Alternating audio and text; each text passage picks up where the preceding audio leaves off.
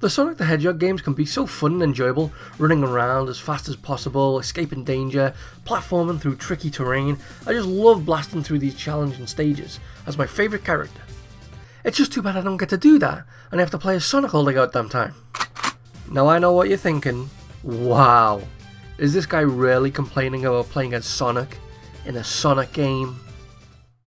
Yes! In a world like Sonic's, bursting with so many interesting and unique characters that all have their own specific traits and powers, it is an actual crime that we are forced to play as the same character over and over and over and over and over. Especially since this poor decision is starting to negatively affect the games, making them feel repetitive and boring. Like, I don't know if you know this, so here's a little fun fact for you, a little Sonic trivia. But Sonic the Hedgehog, he likes to run pretty darn fast. Oh yes, it's true. And that's pretty much his gameplay to a T. That's all he really does. He gets from point A to point B very fast. This isn't a bad thing, of course. It's worked well for 30 plus years. But after a while, it just gets kind of bland and becomes a hindrance, you know? Like, sure, there've been some gimmicks added to spice it up, like wisps, swords, paprika. Hey, shout out to my girl. But after a while, even the spice loses its spice. Sonic isn't as malleable as other gaming mascots. Like, oh, we're gonna use, I don't know, let's see, let's be a bit daring, shall we, and say, Mario. It's a me. At the end of the day, there isn't really anything special about Mario. He's just a normal guy, which works greatly to his benefit. It means you can put him in any situation and apply any powers or gimmicks, and if done right, it'll probably work. Give him a big water squirt machine so he can fly and navigate his environment with the awesome power of water pressure. That's amazing. Give it to Sonic though, and what's he gonna do with it? How would that benefit him in any way? Sonic doesn't even like water. Give Mario a hat that allows him to turn into as many foes. Whoo! You've just opened the door to so many powers and possibilities to explore and master, allowing Mario to navigate the world in ways not even the developers thought possible. But then you give that to Sonic and what's he gonna do? Turn into a motorbug? Oh boy! Even when they try to go into these new directions with Sonic, he's always impeded and chained down by the fact that he's gotta go fast.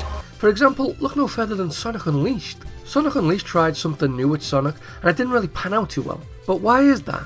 Well, you see, it's because they tried to do something new with Sonic. For those not in the know, everything about Sonic Unleashed is split, from the gameplay to the fan reception.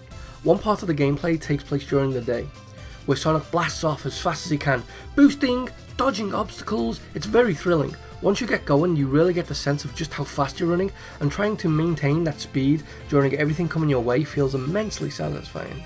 However, at night, when the fog lifts and the moonlight bathes the earth, Sonic uncontrollably transforms into a hideous beast known as the Man-Hog. That's what Werehog translates to. At night, Sonic turns into the Werehog, where his speed goes bye-bye. But to make up for this, he gets a massive boost in strength, and he eats the Gum Gum fruit, allowing him to stretch. This turns the levels from a 2-minute adrenaline-filled super fast platforming stage into a 30-minute slug through hordes of monsters. Kinda like the old school God of War or Devil May Cry, but less flashy, you know. It even allows you to upgrade Sonic to increase his strength, his health, defense, and to unlock some new funny arm wiggling combos. And I was all for it, I thought it was great. So what's the problem, you may ask? Well, despite the two gameplay styles on their own being enjoyable, just like Coke and Pepsi, combining both can be disastrous. I think we can all agree that these two gameplay styles cannot be more different. So the people who had the need for Sonic speed, looking for the classic Sonic experience, was not happy to find out every night Sonic got dolled up and forced them to spend the night in the town, cracking open the skulls of little imp creatures. Especially when you consider the run fast stages only lasted a few minutes, where in the Werehog stages they would have had you spending up to 15 to 30 minutes. Not to mention, with the gameplay styles being so different, it basically meant Sega was working on two different games at once. Imagine how much better it would have been if they decided to just choose one gameplay style and stick with it, and fully flesh it out, you know? But I get it, I understand, you know? If they released Sonic Unleashed, and it was just Savage Sonic slowly running around on all fours, bashing and smashing things, Sonic fans would have been pissed. They would have went more feral than the Werehog himself. They flipped their shit if you changed the colour of Sonic's arms.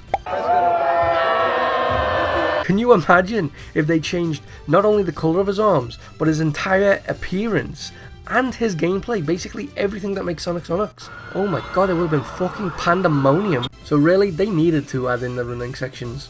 Sonic is the running character, you know? Not the punching character. Dolph. If only they had a character who was rough and tough, specialised in punching.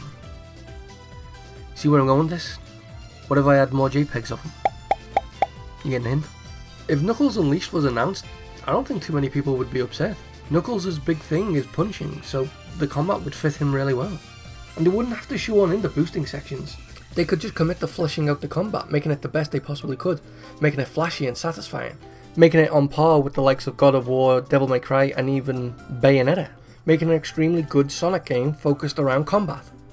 Since Knuckles isn't really known for speed like Sonic is, like he's fast in the game, sure, but again that's just another problem of Sonic being the only playable character. With most characters sharing the same gameplay style as Sonic, it means his speed, which is meant to be super special, isn't really special because every other single character in the franchise can run just as fast as him.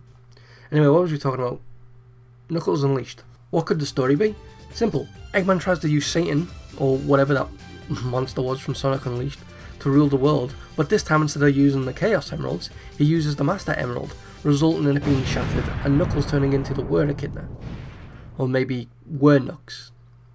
Yeah, Wernux. Sounds a lot cooler, sounds better. And now Knuckles must find the shards of the Master Emerald, change himself back to normal, and stop Eggman's evil plan. It would allow Sega to do something we hardly get to see, and flesh out and develop some of their characters. With this instance being Knuckles, of course. How about when Knuckles finds shards of the Master Emerald, it gives Knuckles flashbacks to his and the Master Emerald's past, shining a light on why he was chosen to guard the Emerald. It could even have him questioning himself and his duty, and if he should even be the guardian of the Master Emerald at this point, after everything that's happened to it while under his watch. But due to Sega never wanting to give someone else the spotlight, it means, sorry Knuckles fans, no games for you. You only get to watch him standing around being stupid and getting bullied by tiny animals in the background. Help me! And for the fans of the Warhog stages, I suggest you pucker your lips and kiss them goodbye because they ain't never coming back. I remember seeing someone on Discord claim that Blaze was their favourite character, and how they're upset that they never really get to see her anymore, never mind play her. And all I could think was, damn, I'm in the exact same boat. My favourite characters are the Team Chaotix. And as far as Sonic Team cares, they may as well be dead. They barely show up in promotional artwork, never mind games. And with all the characters that the Sonic universe has, I can only imagine how many people have to pray upon a star that they get to see a glimpse of their favourite character, while this one-trick pony gets to fucking dance on the big stage over and over and over again. Boo! You stink! Imagine if Nintendo was like this, and by this I mean very, very, very, very stupid. We wouldn't have any Luigi's Mansion, no Captain Toad, no Yoshi's Island, no Wario Land, no Super Princess Peach. Ooh, I don't even want to think of a world with no Super Princess Peach in it. Oh, it's crazy to think just how many unique characters Sonic has. It's wild. In Mario and Sonic at the Olympics, the refs and staff for Mario's side are like, clone characters. For example, Toad number 20618. My friend calls me Ralph. But Sonic has actual fucking characters like Charmy and Espio. And that's the most action they're ever gonna get. How embarrassing. I feel so bad for them. I was busy bemoaning the ghastly, aching void that is my meaningless life. Use these characters as something other than props, Sega. Remember Cream? No? Well, I don't blame you. They never ever use her. The last time she appeared in a mainline game was Sonic Generations, which was a generation ago. But she had like this pet chow called Cheese. Imagine a Chow Garden game, like a full game, based on raising Chow in a Chow Garden with like all the sports and stuff and changing their forms. But with Cream as the stars, like the woman who does everything as the tutorial woman or whatever. But no, Sega just decides to go with Shadow because he's similar enough to Sonic, especially where gameplay is concerned. So they gave him a gun, which is basically painting clown makeup on him, and then get surprised when we all laugh at them. Not to mention the god-awful slippery controls. But they want to pretend it was bad because no playable Sonic. As if a game without Sonic is just flawed from the get-go. Which just isn't true. I would love to see a more serious and brutal Sonic story, especially with how babyish the writing is now. And Shadow is the perfect character to do this with. Just don't give him a real ass gun that's 10 times bigger than his whole body that he uses with one fucking arm, you marble brains. It's not that hard. And fix the controls. I just don't understand why they're so against branching out and giving other characters time to shine. You could at least license them out to other developers like Nintendo and Riot Games do. Seems to work just fine for them. Just don't sabotage the other studio with your stupidity, like you did with Sonic Synergy. I mean, that might be asking a bit much from you, Sega. Asking you not to be stupid is like asking a fish not to get wet. Your harsh criticism wounds me. Imagine a stealth-like game like Assassin's Creed or Metal Gear Solid, starring Espio, or an actual good fishing game like the newly released Dredge, starring Big, a nuts and bolts vehicle builder game, or a Breath of the Wild open world game starring Tails, a Mystery Case Phoenix Wright type game starring Vector, a suspenseful and spooky type game like The Haunting Grounds, starring Amy, you know, like a campaign in Sonic Adventure, with the big robot pervert pursuing you while you're just completely defenseless. Run, little girl, run away! The possibilities with games starring Sonic characters are endless when you don't have Sonic and his limitations just bogging you down. Not to mention the massive negative effects on the story this has had over the years. Needless to say, when you have a pretty large cast of characters that all get the shaft in favour of reusing the same character over and over, it's bound to have a negative impact. They used to all feel like mighty heroes, all powerful in their own right, but now they're all just pawns and props to be used in Sonic's story, with the world turning into anarchy if Sonic so much as chooses to sleep in. Heavens forbid he hit the snooze button and doom us all. Take Sonic Forces. Sonic gets captured and is MIA for about a week, and Eggman takes control of 99% of the world. What the hell was these simpletons doing? Contrast this to when Sonic first meets Knuckles, when Knuckles is an actual hindrance to Sonic, laying down the law straight off bat by punching the Super Sonic form right out of him. Please don't kill me! Showing just how powerful Knuckles is. Where now, he's just a dummy, waiting to be a damsel in distress, for Sonic to just run along and save. Makes me yearn for the good old days, where Sonic was a hero, not the hero. Plus with Sega trying to make the franchise more marketable and accessible to a wider audience, it resulted in the cast becoming generic, boring and flanderized. Ugh. Look at Rouge, she's not the sassy female Fatale government spy anymore, she's just girl. Same for the rest of the cast. Tails, smart but cowardly kid brother. Knuckles, strong but dumb. Amy, she's just girl again. Eggman, evil and smart but extremely pathetic, complete with bumbling useless henchmen. Shadow, loner. Rest of the cast gone. And even when they try to make new characters these days, they just come straight out the oven, lazy and generic and boring. Look at the embarrassment, the shameful, disgusting embarrassment that is the Zeti. Ugh, tough but no nonsense boss. Old man, emo, fat, aggressive wildcard, spoiled girl. Yuck. Disgusting! And stop trying to bring these dipshits back, Sega. No one likes them. They don't even have good designs. Just let them die. Jeez, what's wrong with you? For a more in-depth analysis, you should check out the PJ Show's channel.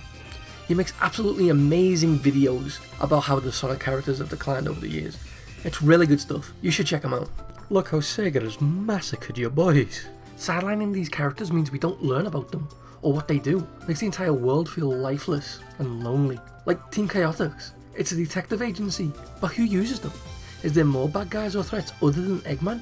What did he do when they're not at Sonic's fucking birthday party? Same with Shadow. What does he do all day? Just stand around, stoic, alone, with no friends, or nowhere to live, in the range? What a sad existence. Not shining a light on these characters can end up giving the story and the rules of the world major plot holes. Silver is introduced in Sonic 06, where he's from the future, but in Forces, he's still part of the Resistance with the rest of the cast. So what happened? Did he come back? Did he just choose to stay in the past? Is he not from the future no more? Is that not part of his thing? Is he not from the future? What are the rules with this character? Where did his powers come from? Who is he? Hello, Sega? Are you in? Can you tell us anything about these characters? Same with Blaze. She's an entire can of worms herself. We was introduced to Air in Sonic Rush, where she was a princess of some kind or something. Then in 06, she was from the future with Silver. And then she kills herself or traps herself in another dimension. One of the two. Or maybe both. But then the timeline gets reset and she never met Silver. But in future titles, she's still at the present and she's close friends with Silver. So I don't know what's going on regarding Big's #1 squeeze over here. But it's not like we have a Silver or Blaze spin-off game that can dive into these topics and clear things up. It's just a shame that even up to this very day, Sega are still adding in new characters, High Sage, just to be props for Sonic. I know Sonic likes to run and all, but the poor bastard has been running the show for years. I'm sure he would like to take a break. Sega, you have many more interesting, unique Sonic characters people have fallen in love with over the years that would be more than capable of filling the role of protagonist. So come on, Sega, give them a chance. Also, that one official April Fool's Sonic game is one of the best reviewed Sonic games on Steam, and probably the peak of Sonic for this decade. And not only is Sonic not playable, but he's dead. So, aha, checkmate.